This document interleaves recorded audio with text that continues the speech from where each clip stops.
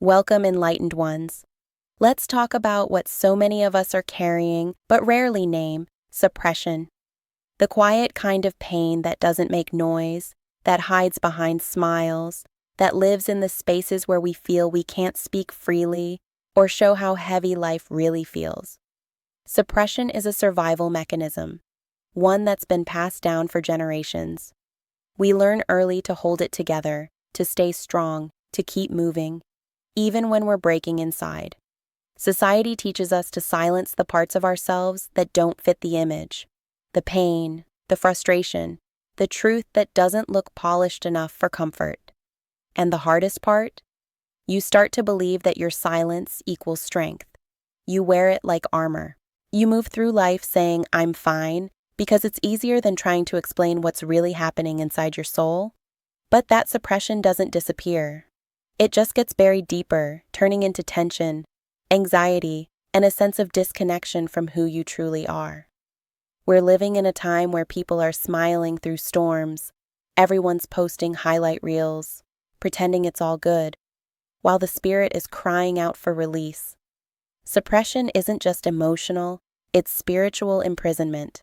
It's the disconnect between what your soul wants to express and what your mind has been conditioned to hide.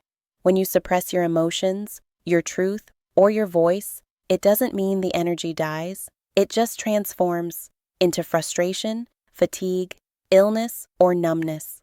The universe keeps sending you moments that force you to face what you've buried because nothing meant to be healed can stay hidden forever. Suppression shows up in many forms. In relationships where you can't be honest, in jobs where you feel unseen, in families where love is conditional, in systems that tell you to endure instead of heal. You start thinking the problem is you, but really, you're reacting to a world that punishes authenticity. But here's the truth, enlightened ones. You cannot heal what you refuse to feel, and you cannot be free while carrying energy that was never yours to hold in silence. This is why awareness matters. Because once you see suppression for what it is, it loses its power. Healing begins the moment you allow yourself to feel without judgment. It's okay to cry. It's okay to be angry. It's okay to admit that you're tired. Suppression feeds off silence, but expression creates space for peace. Sometimes the first step toward freedom is just saying, "This hurts." That one sentence can open a door that's been locked for years. Because truth, no matter how painful, is the foundation of liberation. And when you finally release what's been weighing you down, you'll notice something. Your energy begins to shift. You'll start breathing deeper, thinking clearer, and moving lighter. The world around you won't change immediately, but your relationship with it will. You'll begin living from the inside out, not the outside in. We've been taught to survive suppression, but it's time to unlearn that. It's time to give yourself permission to exist fully, to feel deeply, and to speak your truth unapologetically. Your emotions aren't weaknesses, they're signals, messages from your spirit saying, "I'm still here. I'm ready to be heard." So today, take a moment to release something small. Write it out, speak it out, cry it out. Let it leave your body because your body has carried enough. You deserve to be free. You deserve to breathe without pretending.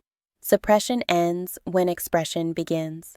And in that release, you'll remember, your voice was never the problem. The silence was. You know, when we start talking about suppression, it naturally leads us here, into the shadow that suppression often turns into: depression. That quiet heaviness that sits on your chest in the morning before your feet even hit the floor. The exhaustion that no amount of sleep seems to fix. The numbness that hides behind the words, "I'm okay." Depression isn't weakness.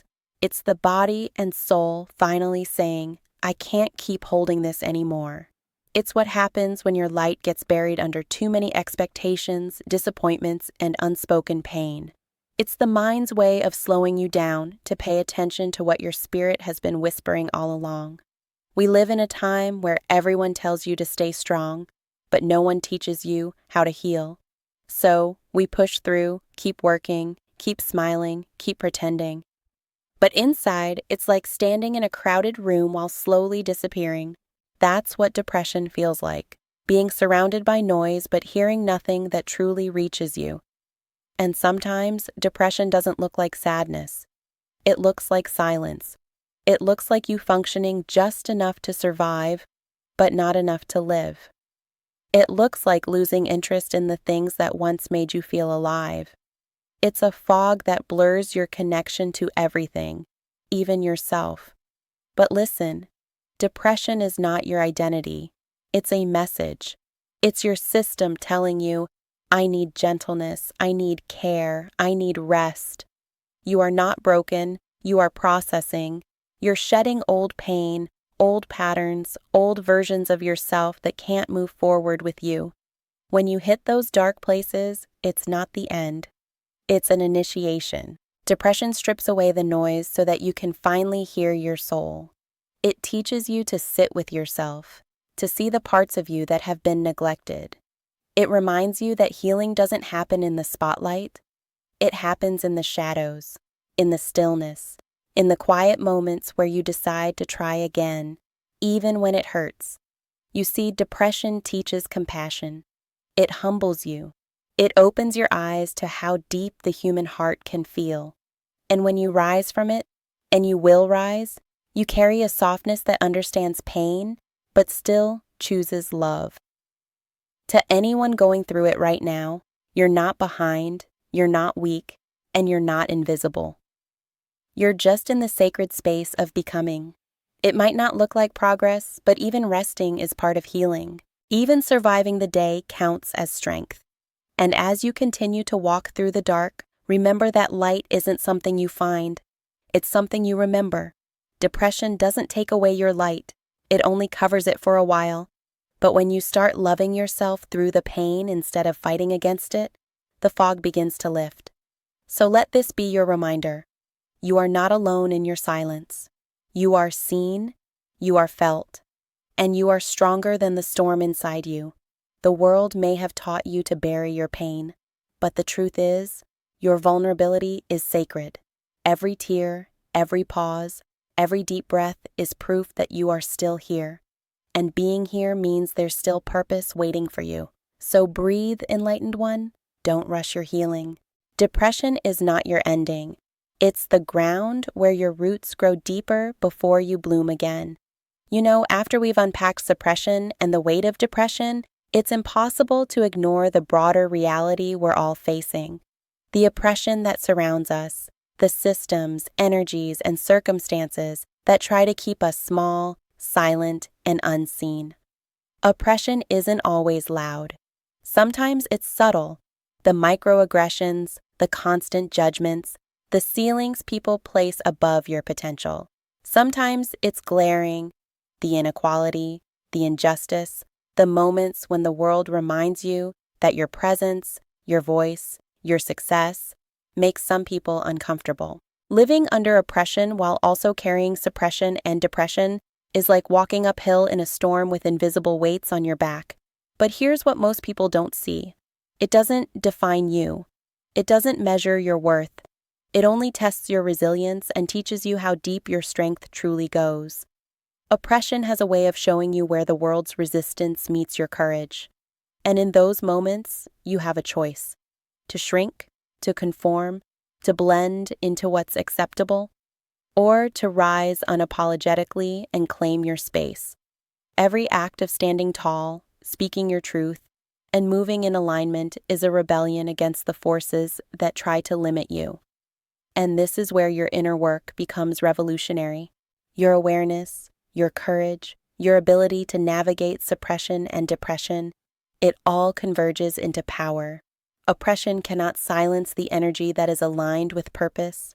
It cannot stop the frequency of someone who knows their worth.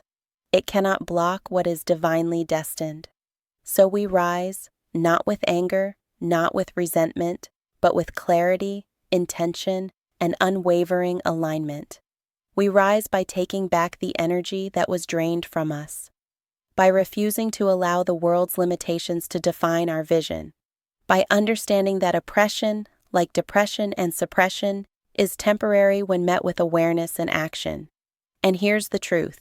The same world that tries to hold you down is the one that will witness your breakthrough. The same eyes that doubted, the same voices that tried to diminish you, will see the strength you cultivated quietly through the storms. And when you rise fully, unapologetically, nothing and no one can diminish your light. It all comes together. Suppression, depression, oppression, as lessons that train your resilience, sharpen your purpose, and refine your energy.